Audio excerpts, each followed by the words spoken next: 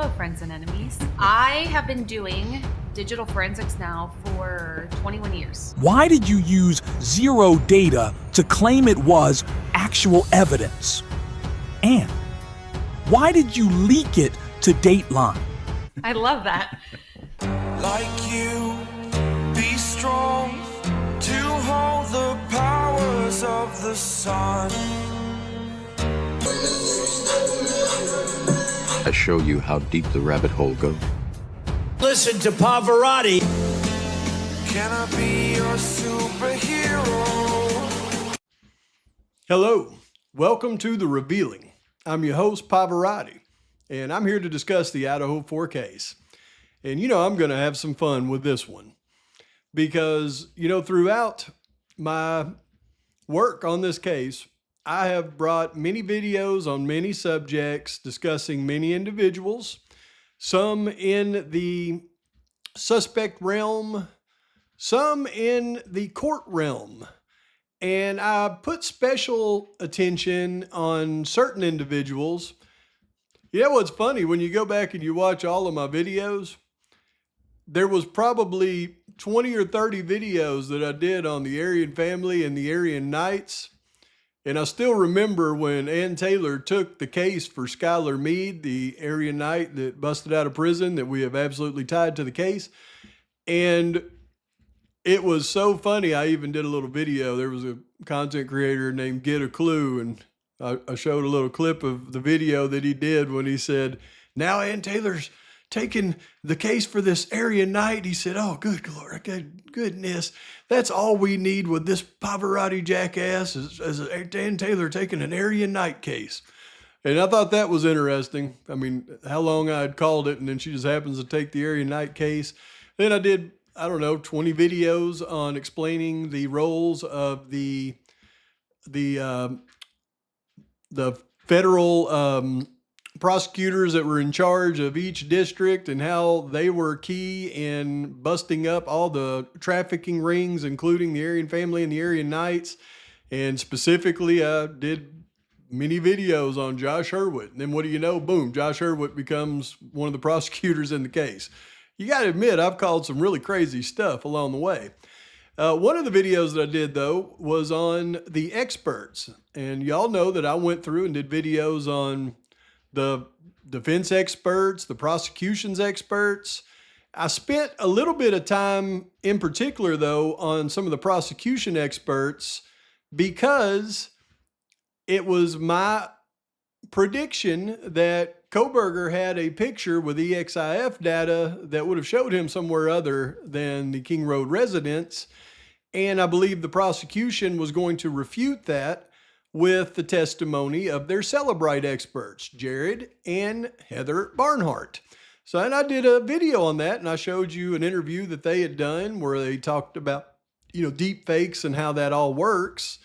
And one thing is clear to me now, very clear, and it's going to be clear to you by the end of this video. When I say I like to have a little fun with things like this, well, I'm going to. Because when you think about why Brian Koberger took a plea deal, and we've listed the myriad of reasons that would force somebody into doing that, just one more of those reasons I'm going to bring up as it relates to these folks. Because when you look into the area that the defense team had the biggest problem with, right? And do y'all remember what that was? If you don't, let me help you. It was when the prosecution filed their expert opinions. Yeah. So they filed their expert opinions and the defense team went, whoa, there isn't any opinions in here. They just filed a list of their experts and they're not going to tell us what they're testifying to. So, and the judge came back and said, well, give them a little bit more data. And they gave them a little bit more, but not enough, because when you go through their rebuttals to the expert opinions, they clearly continued to say, we don't know what this person or these people are going to be testifying to. One of those in particular was Heather and Jared Barnhart. And I'll show y'all that here in a minute. So they had no idea what they were going to be testifying to, but they did have just an overview that they had submitted that I'm sure would have really scared the defense because of the assumptions and the jumps that they were going to be making in their testimony. This is the kind of thing that would scare the defense, even though now we know from the actual investigators and Bill Thompson himself that they had nothing concrete, in fact, nothing at all, and they probably weren't even going to explore that avenue in court. But the defense team could have never known that because they weren't given full disclosure. So they were left to assume a lot of stuff in this case, I assure you. And here's the other thing while I'm on this subject. You know, I try to get along with everybody out there as best I can. I mean, I really do. And it seems like every time I do, you know, somebody just turns around and slaps me right in the face. That's why I don't get along with many YouTubers. But right now, I am really liking, you know, the group that I mention often. And Sherlock, stay on that thing, man. I like the work that you're doing. Bertie, I'll stay on it. True Crime Design is always, you know, going to be the best in the business. And the list of other ones, Bubbly, all y'all, Quitus Veritas, and my staples, you know, Open Mind Perspectives, Tell It to L, all of y'all. You're all wonderful. But other people I've tried to work with, you know, they've turned around and just slapped me, you know, left and right. One in particular is when I clearly pointed out that during this entire process, the leaker was obviously leaking the information to Steve G. And I pointed it out many times. Said, look, here it is. Just go get Steve G. Throw him in a room and he'll give you the leaker. I mean, that's how you do it. I mean, he's obviously the one that's leaking the information that's being leaked to him. So just throw him in a room and get the leaker. Now, I never once said that Steve G was the law enforcement leaker, right? I said Steve G was the one they're leaking it to, and he's leaking it out to the public. So go get Steve G to ask him who did it. And yet I remember I was in somebody's comment sections trying to be cool. And because I had said what I said about Steve G, they said, get out of my comment section now. Steve G ain't a leaker and all this kind of stuff. And I was like, okay, all right, done with them. Not gonna even try to be cool with them anymore. I'll just put them behind me. But you know, it's funny, you know, when I'm vindicated on things, I never get an apology on the back end because even Steve G agreed with what I said. We've been able to prove that we got this. We knew about the sheath and the DNA, CODIS hit, all that stuff before. And you think if there's an investigation, why hasn't anyone ever called us and asked us where we heard it? You know, so there's no investigation going on. They're lying to Hitler if they're telling him there's an investigation. There's no investigation going on because the first person who told you that there was leaks and proved to you by telling you what they've heard, that eventually becomes part of your case. You know, the sheep, we knew about the sheep before it was. We knew about the white car before they released it. They never came and asked us who told us that information. They didn't even try. So who was it? Oh, I would never. I'm not going to give that information out. Yeah, so I was told get the F out of somebody's comment section one day because I said exactly what Steve G admitted right there. Get Steve G, get him to tell you who the leak is, and it's all done. But anyway, just thought I'd throw that one in there. But it's clear to me who the person that was, or one of the people that were leaking some of the things to Mr. G was. And it's also clear to me exactly who leaked what was leaked to Dateline. And I noticed that they gave an interview here lately and they disclosed some things in this interview and people are jumping on it like it's, you know, the best thing since sliced bread without even thinking about it. So what we're going to do is take a look at the interview that Heather and Jared Barnhart gave with the Idaho Statesman. And let's listen to the words that they say and let's vet some of their information and see if there is anything legitimate about it. And then we're going to keep in mind along the way that the disclosure that was given to the defense from these folks was very vague and undisclosed, as in vague and undisclosed expert testimony documents. And the defense was left trying to figure out what kind of, you know, snowball was rolling that was going to try to pack a bunch of BS on them in court and get Kohberger convicted. So it was things like this that led to the plea deal. You can bet. Check it out. Y'all may remember me going through this because Judge Hippler's opinion was typical. Heather and Jared Barnhart. What were they going to be testifying to? The Barnharts are digital specialists with Celebrite, who were retained by law enforcement to analyze defendant's cell phone and PC to determine user behavior and actions. They are disclosed to opine that gaps in data on the two devices were abnormal. Attached to the disclosures is a report jointly authored by the Barnharts detailing their analysis and findings. Their CVs were provided as well. Defendant argues that the disclosures indicate they will testify to habit evidence, which he complains is not explained and is not accompanied by any opinions.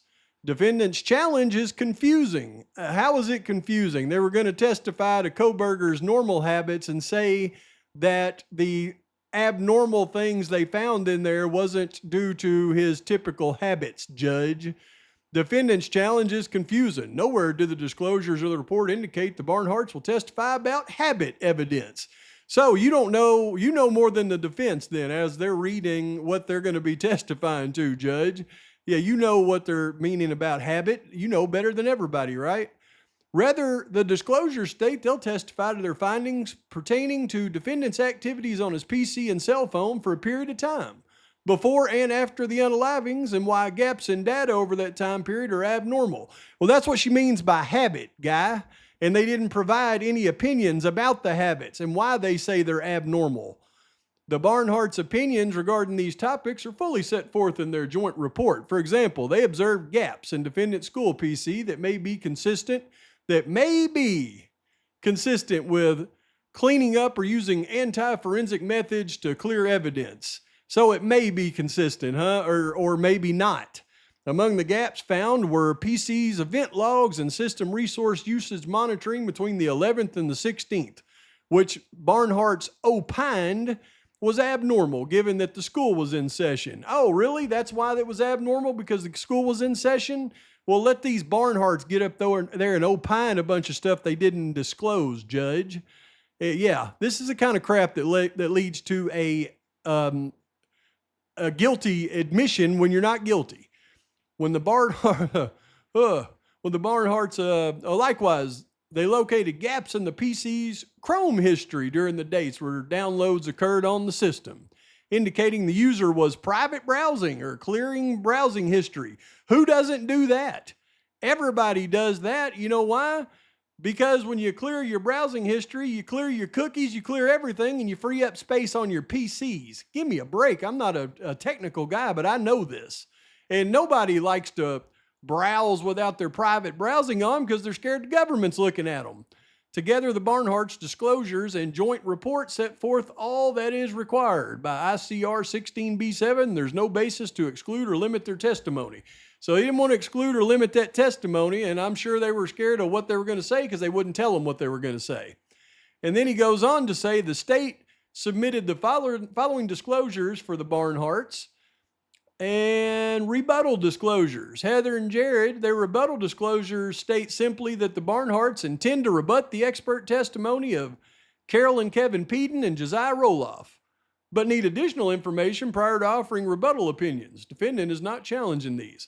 So they're gonna rebut these guys, but they don't know what they're gonna be rebutting. Okay. Specifically, their report explains the gaps in data may be consistent with cleaning up or using anti-forensic methods to clear evidence. Whatever happened to people testifying to things that are factually consistent with doing things, not maybe consistent? This is the kind of crap that we're dealing with in a case like this. Now let's go to these Barnharts. Here we go. The Independent. Brian Kohberger prepared for quadruple Idaho unalivings. Expert was set to testify. He didn't just Google these cases. Well, that doesn't look like what was in his disclosure to testify, so where is all this coming from?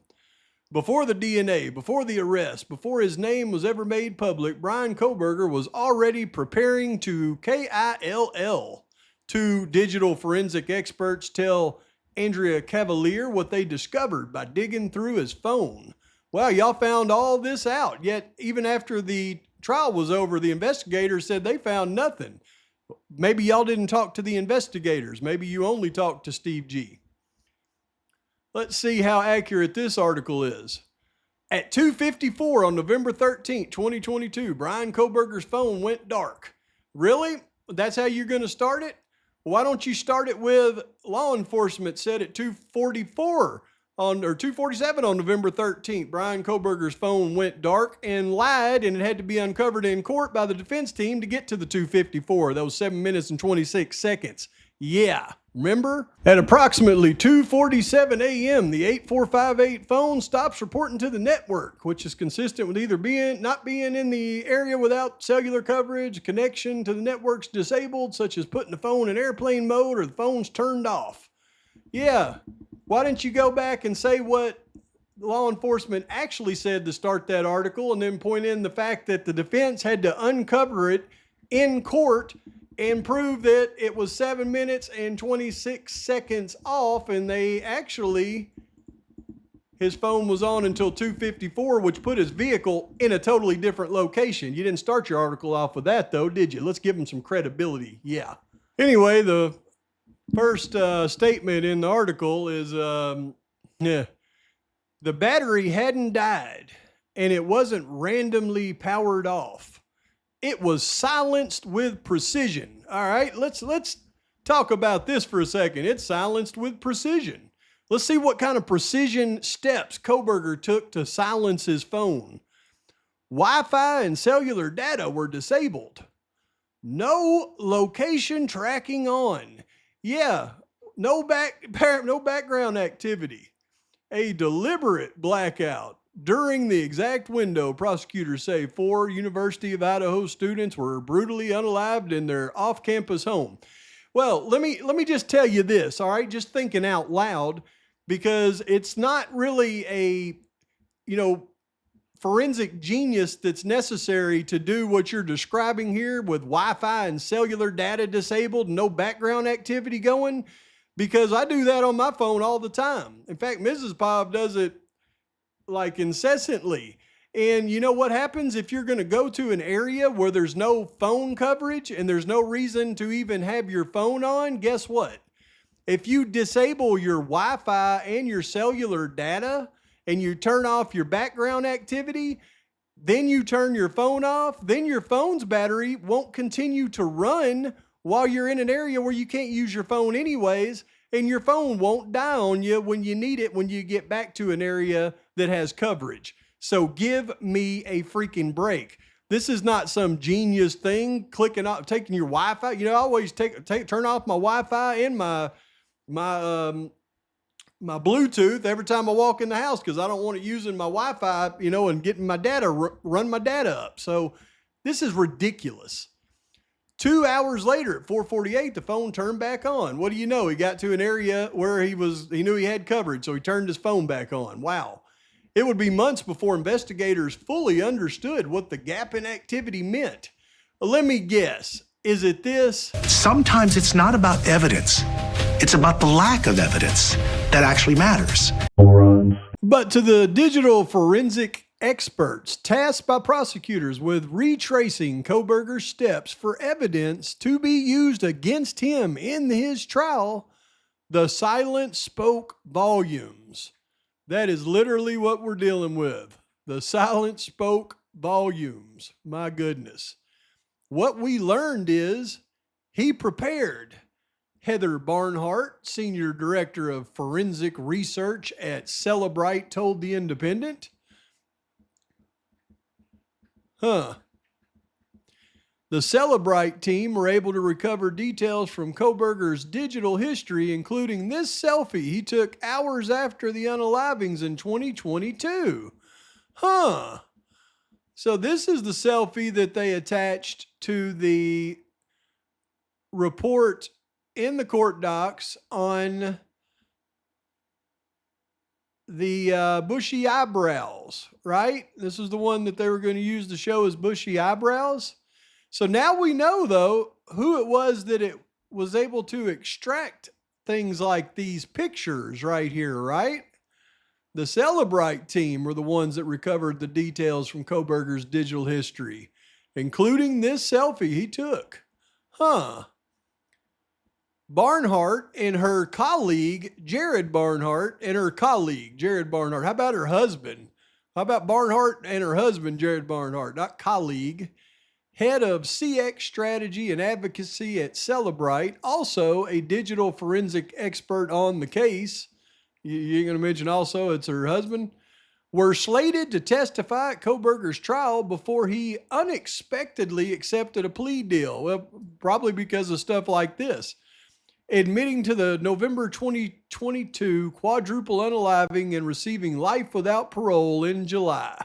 Wow. Kohberger was sentenced to life in prison for the unalivings of Kaylee, Maddie, Xana, and Ethan, who were found stabbed to unalived on November 13th, 2022 in a small town of Moscow, Idaho.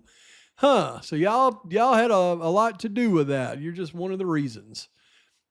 Digital silence, a red flag. Let's see this strong evidence that they had against Kohberger, that this breaking news everybody wants to cover is. Now, as more details began to trickle out through previously sealed police reports and court documents, the team is revealing, really, to the Independent what they learned about the unaliver through his digital footprint. You know, that's strange because the experts are not supposed to really go out and talk right now because the court documents are still sealed in the case around these expert opinions. So them doing this is just more of the same as far as I'm concerned, because I firmly believe these are the ones who leaked everything to Dateline. And this article lets us in on that. The Celebrite team had uncovered files scrubbed from devices, searches routed through VPNs, and deep downloads about serial unalivers, all of which they say painted a chilling picture of obsession and planning. So that's what they say, huh? Well, what does Bill Thompson say? Well, Bill Thompson says, but Mr. Thompson said Mr. Kohberger learned about a variety of serial killers during his studies and did not know of anything to suggest that he had sought to emulate any of them.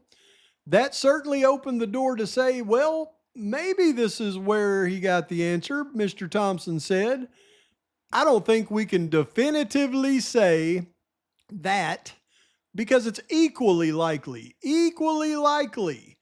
that this is just what people who are studying criminal justice are going to be reading. Thank you, Bill. So them saying that means they're not only experts in cellular extraction, but they're also experts in just unfounded, baseless speculation as well. So we'll keep that in mind as we read the rest of this. While DNA from the knife sheath ultimately tied Kohberger to the crime scene, it was the voids in his otherwise trackable life that revealed how the killings were premeditated, that experts say. It was the voids. The voids in his otherwise trackable life that revealed how the unalivings were premeditated, experts say.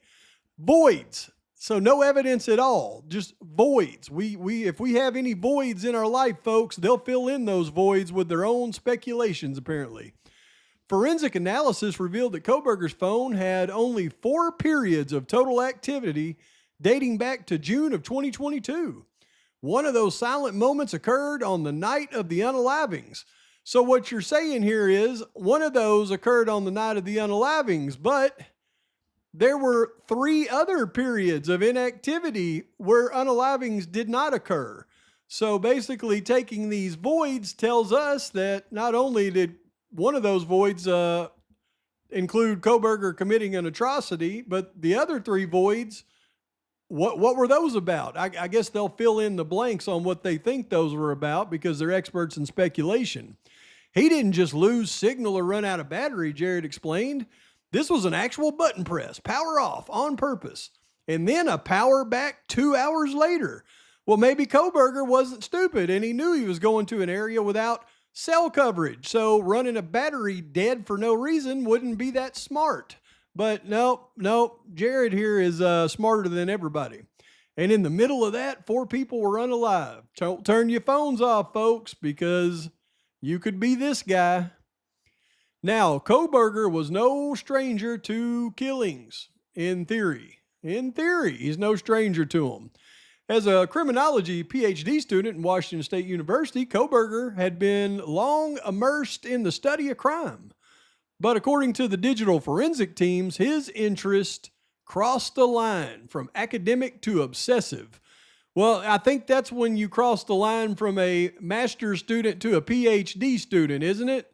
Isn't that when you have to go from academic to obsessive to obtain the PhD? PhD? He didn't just Google these cases, Heather said. He downloaded full PDFs of the case files. I believe one of those PDFs he downloaded was his professor's paper that he had written on the case, wasn't it? Not once, but repeatedly. I mean, he really studied them. He was downloading detailed reports on serial unalivers like Danny Rolling, who also unalived college students using a similar knife. Goodness, a PhD criminology student. I don't know what else to say. This wasn't casual browsing. This was meticulous research, she added. You gotta be kidding me. You gotta be kidding me. To determine exactly what happened during that 2-hour window on the night of the unalivings, the Celebrite team recreated the digital environment and studied the call logs. Call logs? Call logs? Who was he calling? Tell us who he called. Turning off your phone isn't enough, Heather said. You have to disable Wi-Fi, cellular, and then power down. And that's what he did. Now, everybody has got an iPhone. You know how you can just swipe down from the home screen and you'll see it's got big icons that say Wi-Fi, cellular data, and all you got to do is tap those. And the reason those are big icons on the swipe down screen is because that's something that smart people do before they turn their phone off so it doesn't die. You got to be kidding me. And these are Celebrite experts. They discovered that in the days right before and right after the unalivings, Kohberger disabled Wi-Fi access on his devices and routed his traffic through NordVPN, a tool designed to anonymize online activity. No, it's not. No, it's not. NordVPN does not anonymize online activity. All it does is put you in a different place so that you can view things that you can't view where you're at. That's the only thing that does. While the act is not criminal, it is abnormal, Jared noted. Oh, really? Well, then I guess I'm abnormal because every time one of my Red Sox games plays in a blacked out area, I just click on my NordVPN and what do you know? It says that I'm in Washington and I can watch the game. So this is criminal right here. He was diligent in prep and cleanup and he made our job really hard. Jared said, this is someone who tried really hard not to be detected. Well, maybe he didn't try really hard not to be detected. Maybe there wasn't anything there. Did you ever think of that, Jared? No, because you're an expert in speculation, not phone, obviously not that much of an expert in phone stuff. If you think of NordVPN and turning your Wi-Fi off is abnormal, good grief. His phone here's the big reveal, y'all. This is where, they got him here. His phone had joined the Wi-Fi at the restaurant 2 of the victims worked at. Now, you see how this header reads, right? His phone joined the Wi-Fi. So he joined the Wi-Fi at the Mad Greek. That is a lie, number one. But Kohberger failed to do a full cleanup of his phone. Well, maybe because he wasn't trying to hide that. Details of what the team found, including scrub files, private browsing, VPN activity, and obsessive downloads about other serial unalivers, were found hidden deep in his phone. Not in a visible gallery or standard folder, but buried in file directories that required forensic tools to uncover. I bet.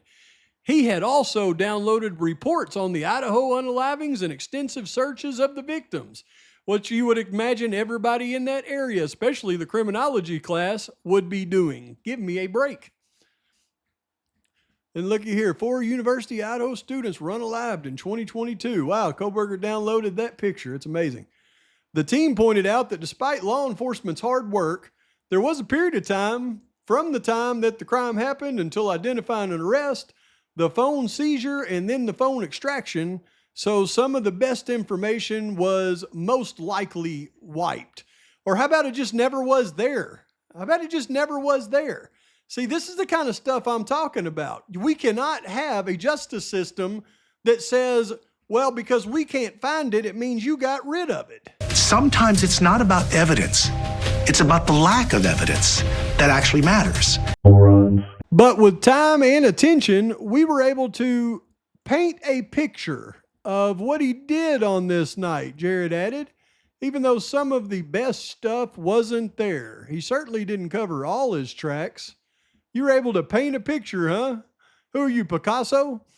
Koberger's digital footprint also included a passive log of Wi-Fi networks his phone sought out. On the night of the unalivings, before he phoned, this is an excellent editor in this Independent, before he phoned was turned off, his phone was searching for Wi-Fi signal, just singular. Before he phone was turned off, his phone was searching for Wi-Fi signal. And he wasn't at home, Jared said. Wow, you kidding me, man? He wasn't at home before he went home and then went out. Man, you got him. And while motive and any connection between Koberger and the victims remains completely unknown to the frustration of the victims' families, there's some digital evidence that showed Koberger may have encountered at least one of the victims previously at their workplace. Whoa, there is at least some digital evidence that showed that, huh? Because what did it say up here? His digital footprint included a passive log of Wi-Fi networks. We'll talk about that. Maddie and Xana worked at a local restaurant, the Mad Greek, as servers before Koberger unalived them. After the unalivings, a few fellow employees said they remembered Koberger visiting it twice and eating vegan pizza. Oh, really? So here's two eyewitnesses that worked at the Mad Greek that remembered Koberger visiting it twice and eating vegan pizza. Heck, this is the missing link, y'all, in the entire case.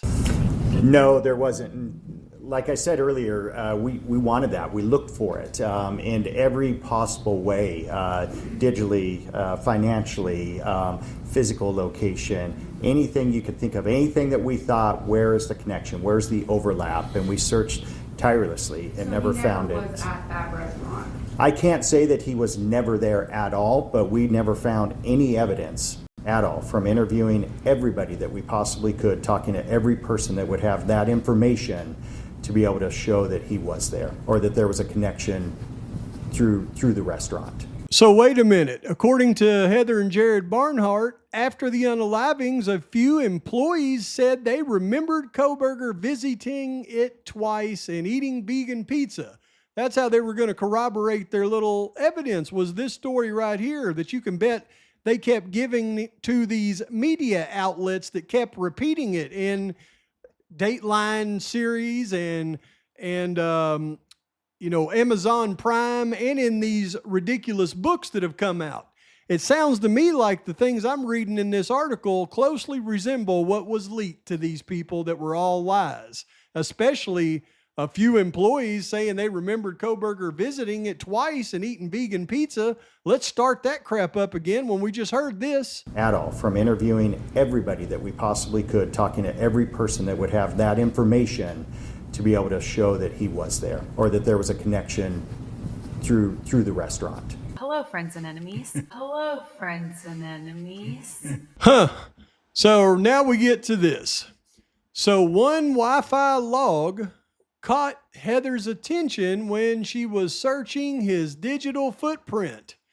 The network name for the Mad Greek. Though nothing concrete tied him to the location at the time of the unalivings, the Wi-Fi log suggested he had been there before, possibly more than once. Oh, really? Did it say more than once, or are you just making it up that it could have been more than once? There it was, Heather confirmed. His device had passively logged that network. Uh-oh. Let's vet out this stuff that Heather's claiming on the Mad Greek, Koberger's device passively logging the network, and what that actually means. Okay, we got understanding passive Wi-Fi logging by phones. When your phone's Wi-Fi passively logs a business's Wi-Fi network, it means that even if you're not actively connected to that network, your phone is detecting and acknowledging its presence through a process called passive scanning.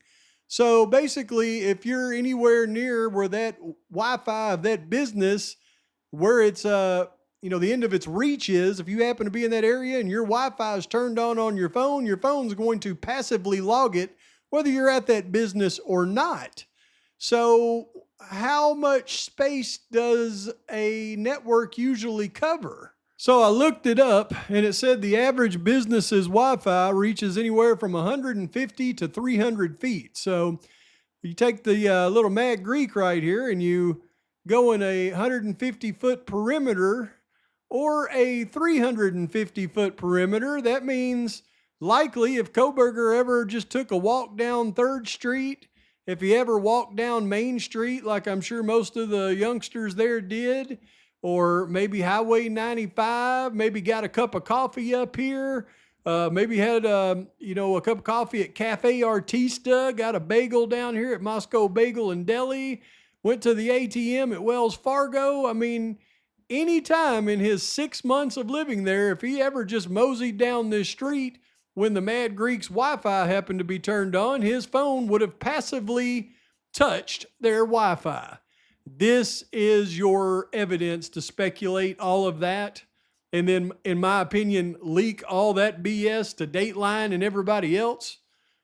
We got to say something, folks. No smoking gun. Unlike the DNA on the knife sheath found at the scene, the digital evidence didn't deliver one big aha moment, the team said. Instead, it emerged slowly through fractured call logs, gaps in data, and strange behavioral shifts.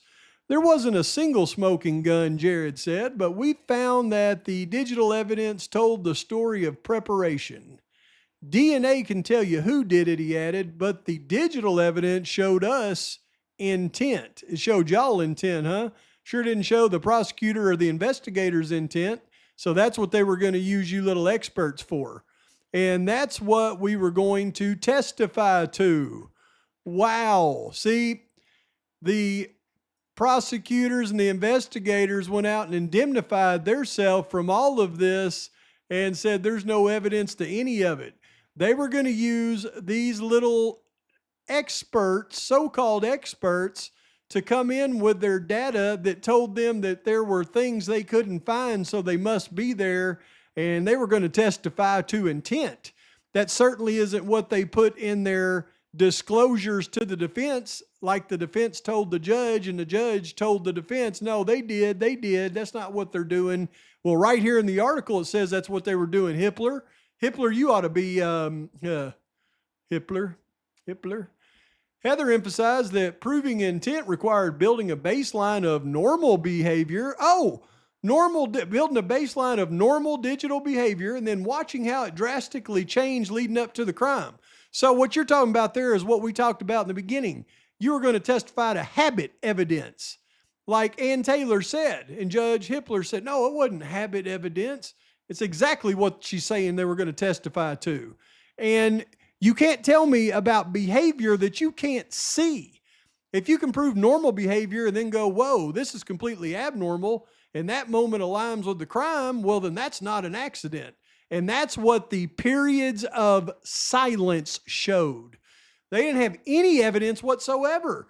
That's what they were going to go testify to, that the periods of silence showed. So because we can't find it, something bad must be there. Sometimes it's not about evidence. It's about the lack of evidence that actually matters. Hello, friends and enemies.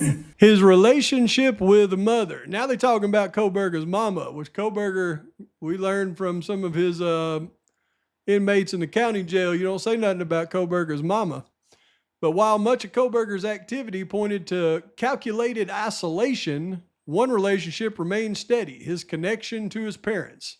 Starting at 6:13 a.m. the morning after the unalivings, he's calling and texting his mom and dad nonstop, Heather said.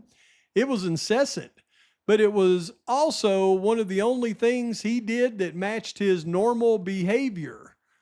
Even in the weeks leading up to the unalivings, Koberger's digital communication showed few signs of friends or peer connections.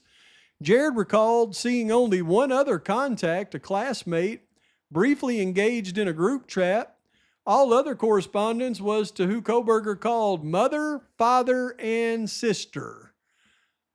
But it wasn't abnormal for him to call them. But you notice that they get real specific starting at 6:30 a.m. the morning after the unalivings. You see, folks, as you go through this article, you'll see little keys, little drops that tell you who the leak was to Dateline.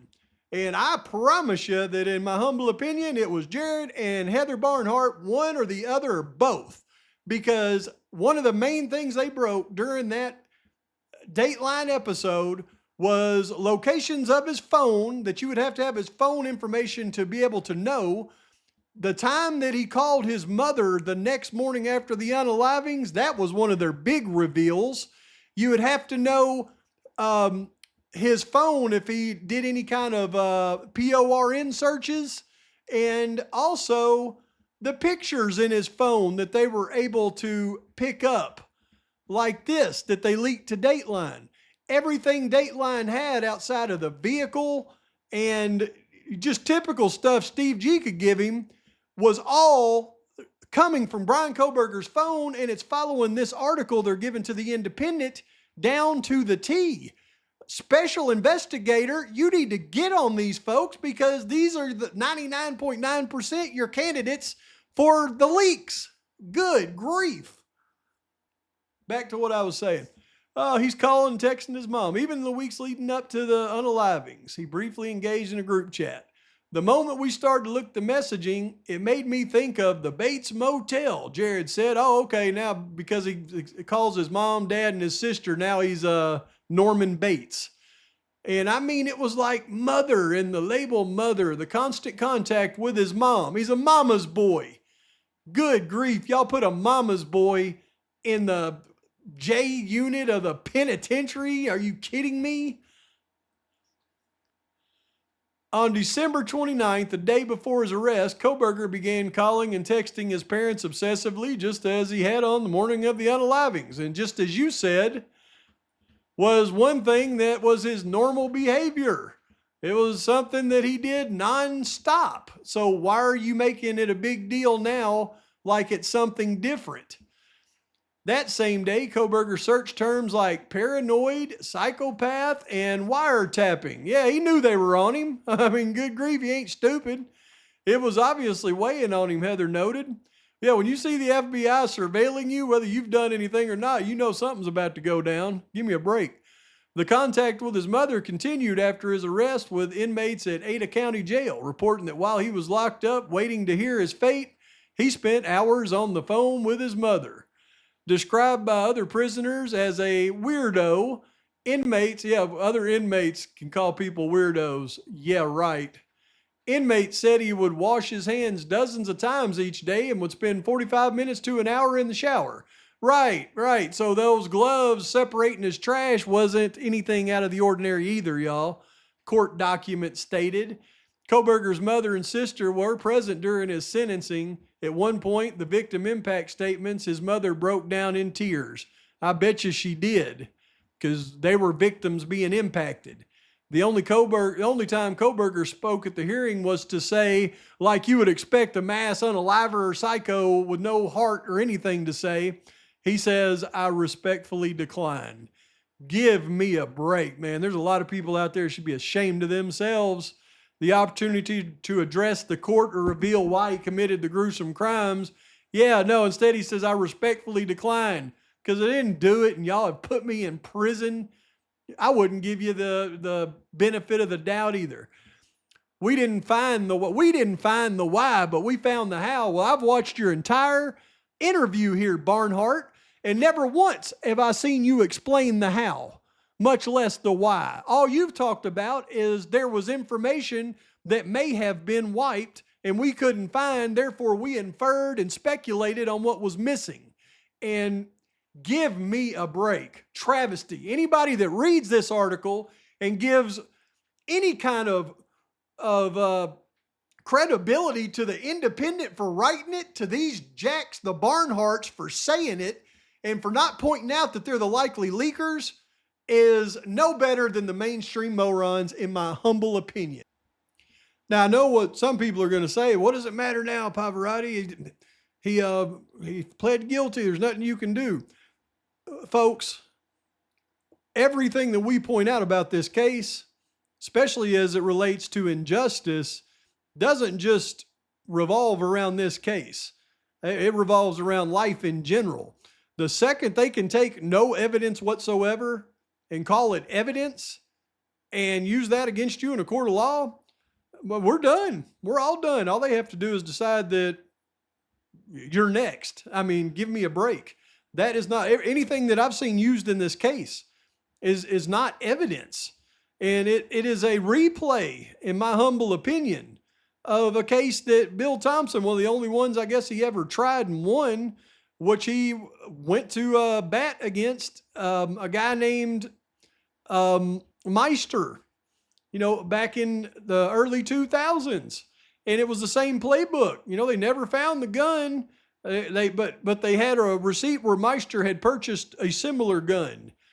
That and a couple of very, very shady people that testified to hearsay that he told them, along with taking him into a room and beating the crap out of him and getting a confession that he later recanted because they weren't currently beating the crap out of him. That's all the evidence they had. And they railroaded him in court, convicted him, sentenced him to life. He got a new trial. They railroaded him in court again. So that's what's bad. So maybe Koberger did see the, how it went in the Meister case with O. Thompson and realized that either way it goes, he's going to get railroaded in the state court. He's got to get it out to the federal court. But either way, I'm doing a countdown on Koberger. I mean, we still got 24 days. There's 24 days left for him to file a notice of appeal. He better get to filing that notice of appeal, because at the end of that 24 days, I'm not going to be quite as nice to him as I am right now. But that doesn't change the fact of what really went on in this case and what is the public out there. I mean, I can't believe everybody has gone so critically dumb. I mean, critically dumb. We're going to take the speculations of these Barnharts, who are young guilters, basically, who have experience in retracting phone data, but because they couldn't find any, there's gaps that they couldn't dig into, so they're going to interject their conspiracy theories into why that phone data isn't there and what would have been there if they found it. And now we've got intent, and that's what we're going to testify to. Is that what this has come to? We got to keep our eyes up. We got to stand up. We got to do something. I don't know. Here's what I'm doing. I'm pointing it out and putting it out there. What are you doing? Please like and subscribe to the channel. Post your comments, thoughts, criticisms, and until next time, don't worry, I'm still working on my series. Those aren't easy to put together. I will continue. Part 3 is going to be huge. When I get it done, I'll get it to you. Pobs out.